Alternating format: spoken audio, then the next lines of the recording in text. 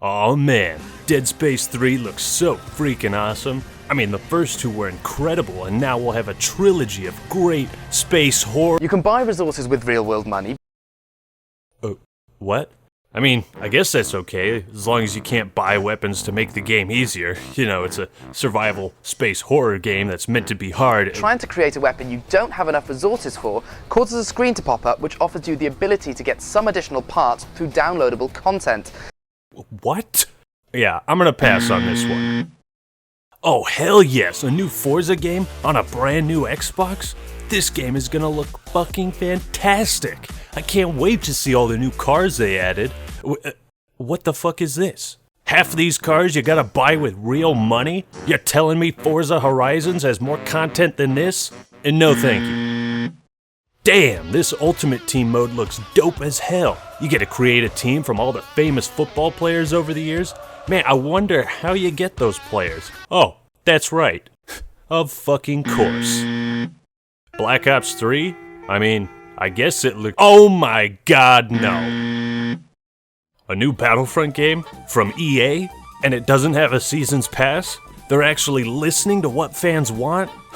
Holy shit. EA, I will suck your dick if you manage to make this game without any— you fucking bastards! No, that's it. This shit right here, this needs to die.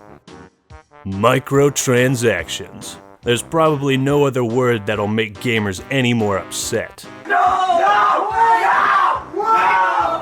Yet for some godforsaken reason, they just keep coming. Doesn't matter if it's some shitty pay-to-win mobile game or the hottest AAA title, microtransactions have infested everything. They've invaded the gaming industry faster than the flood invaded high charity. And no, your favorite series or franchise of games has not been spared. Look at this picture right here. Take a good long look. These are some of the most notable games to have microtransactions, and this isn't even scratching the surface. Do you know how long it took me to even put this picture together? But what do you think when you hear that decrepit M word? You probably think of some copy-pasted, color-coded, random number generator box or pack full of shit that you won't care about when you stop playing the game. Initially, microtransactions didn't bug me all that much. I didn't ever pay for them except in League of Legends because it's a free-to-play game, and I've been playing it for years.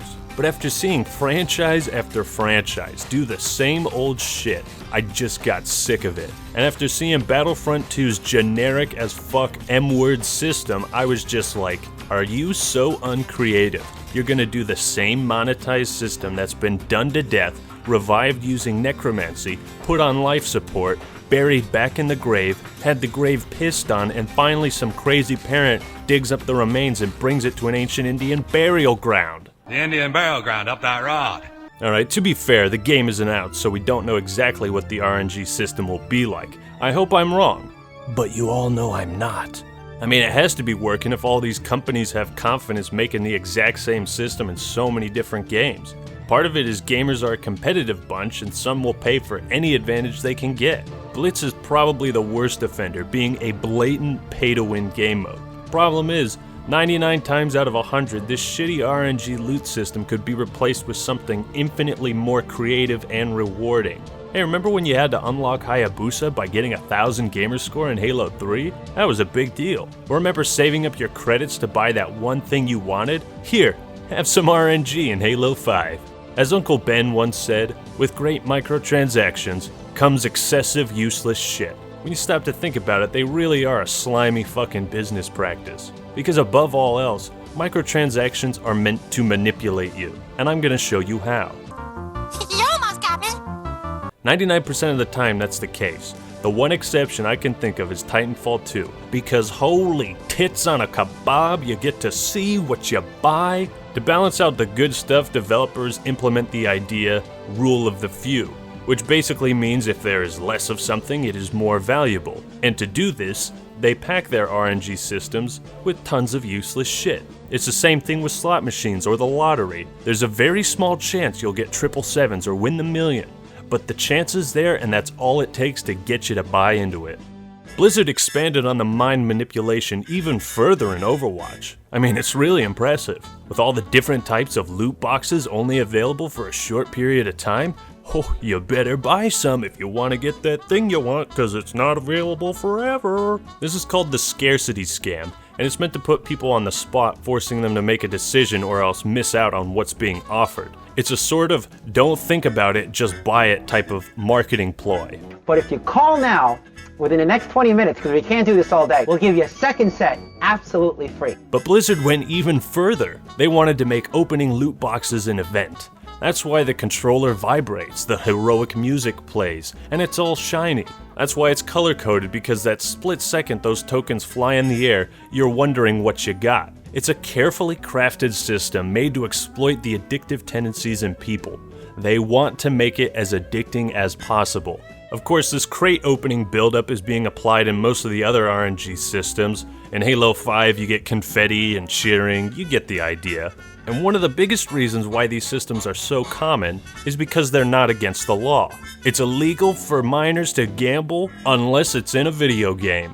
And I think companies want to take advantage of that before anything changes, because God knows we're all sick of this shit, and when your child gets your credit card and drops $500 on rec packs, well, you've got to be pretty pissed off as a parent. Oh man, I got 3 duplicate sprays in a loot box?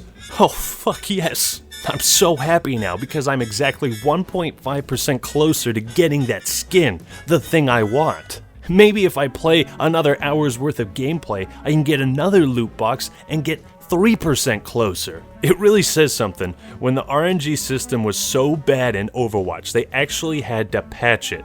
They had to patch their microtransaction system because there were so many goddamn duplicates. And in the arcade, they added ways to get loot boxes there. Because seriously, you'd play for an hour, get a loot box, get 3 duplicate sprays, and say, fuck this. It's meant to be a grind, a boring, tedious, mind-numbing grind. There's no thought process, no strategy, just play the game, get your packs, and open them.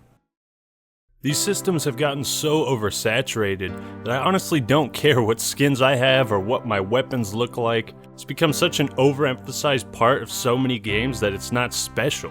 In Halo 5 it got to a point where simply opening the packs was a chore for me. But fuck, I'd rather do the dishes than open all these worthless packs. You know what's more rewarding than getting lucky? Actually accomplishing something, like slaying that huge boss to get his armor, or making something that impresses Bungie enough for them to give you recon. And that reward shows because you and everyone else knows what it took to get that thing. It's like partying Santa hats in RuneScape. You were either rich enough to buy a Hawaiian island, or you were there way back in the day for that special event.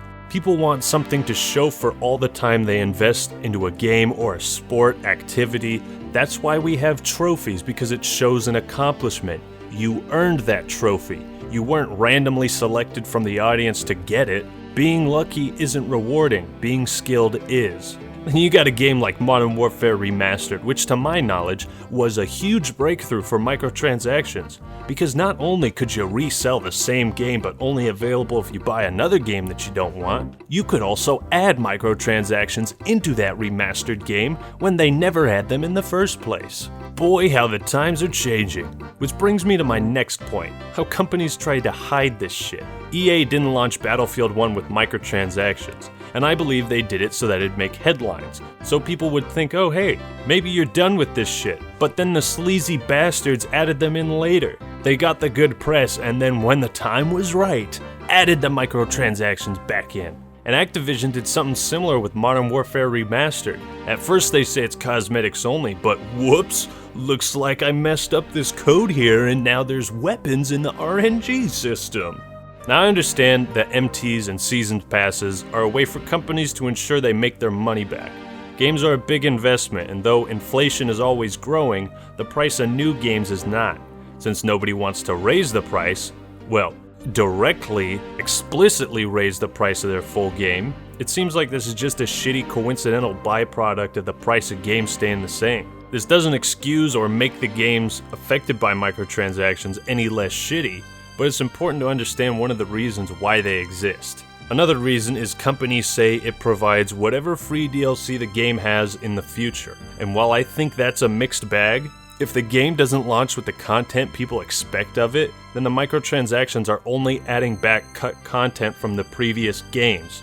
It makes you think the game is getting more content, but in reality it's just a cover to have microtransactions so people don't get pissed off about it. But if it eliminates the need for paid DLCs, then it means every gamer is on the same playing field and has access to all the content, so it can be a plus when utilized properly. There's also the argument that some people work or have busy lives and don't have as much free time to game, so having MTs serves as a shortcut, allowing people who couldn't grind for those items to buy their way closer. But you know what, champ? If the system wasn't built to be a massive grind from the ground up, you could unlock those items normally like everyone else.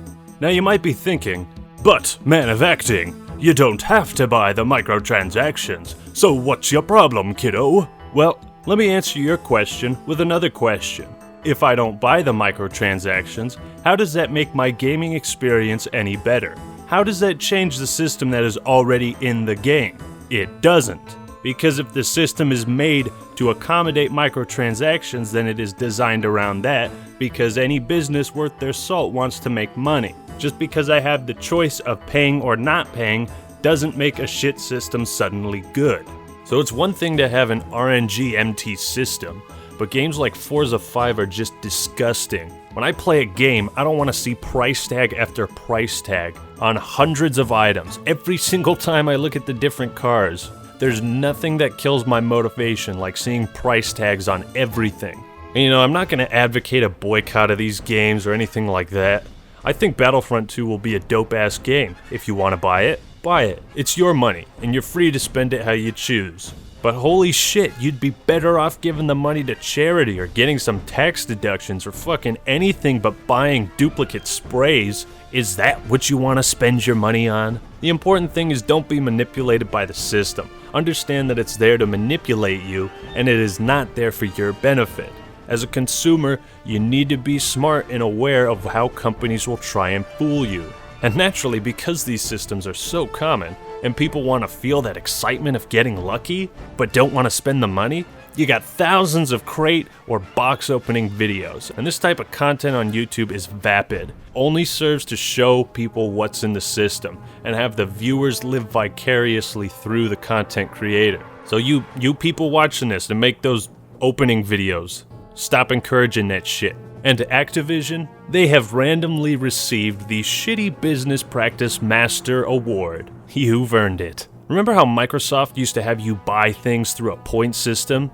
Well, the reason for that is because that point system is specifically set up so you have more points than what you actually want to buy. It's a subtle way of scamming people into buying more points, when they should just be able to buy that damn thing with the money they have. Taking note, Activision applied this concept to Black Ops 3, and probably their other COD games. COD points. So, you bought a game, and now you're paying real-world money to get an in-game currency to buy RNG loot boxes. What a fucking joke. Then on top of that, Activision has Seasons Passes, $15 map packs, all of this for a game that's going to be replaced in 1 year by the same shit so the cycle can begin anew. It's even worse when games like Destiny don't even make that in-game currency available by playing the game. You have to pay real money to get the in-game currency to buy the thing you want, and there's no other way. Fucking shit. Then there's that classic business practice of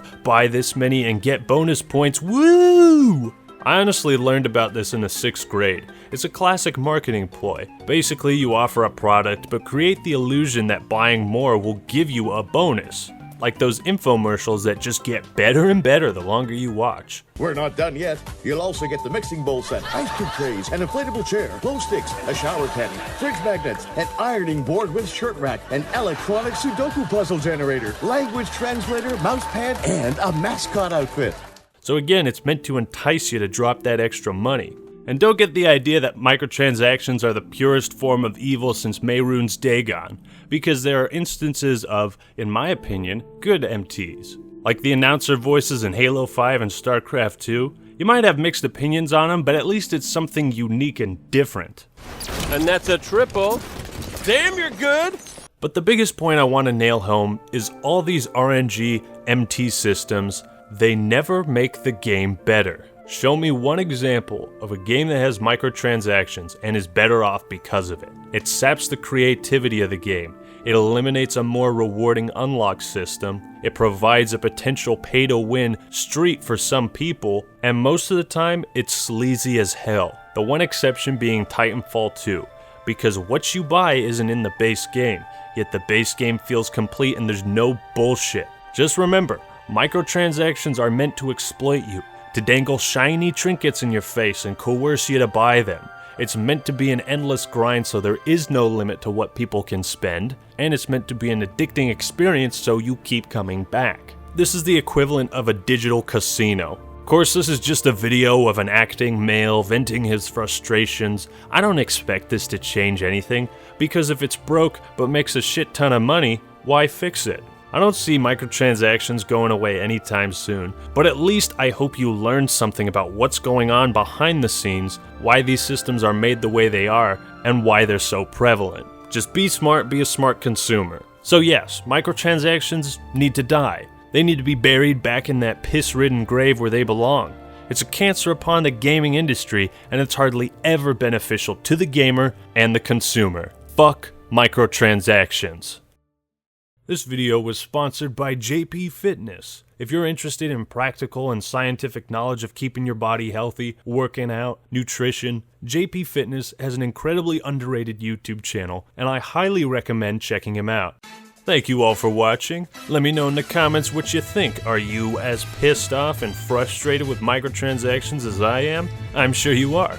Make sure you subscribe to the Act Man channel for more awesome content. Alright everyone, that's all I got for today. This is the Act Man signing out. Peace!